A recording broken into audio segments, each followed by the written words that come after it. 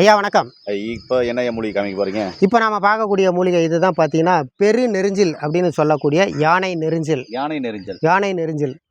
ஓ, இந்த இந்த யானை நெரிஞ்சில் எதுக்கு பயன்படுதுன்னு பார்த்தீங்கன்னா நீர்த்தாரை எரிச்சல் அப்படி இருக்கக்கூடிய அந்த பாதிப்புக்கு அட்டகாசமான தீர்வை தரக்கூடியது.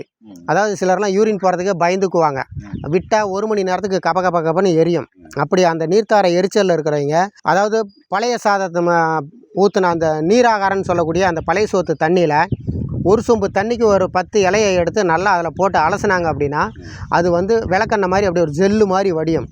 அந்த பழைய சாதத்து தண்ணியில் இதை இந்த எசன்ஸை கலந்து அவங்க குடிக்கும்போது நீர்த்தாரையில் இருக்கக்கூடிய புண்கள், அந்த கிருமி தொற்று அது எல்லாம் சரி பண்ணக்கூடிய தன்மை இருக்குது.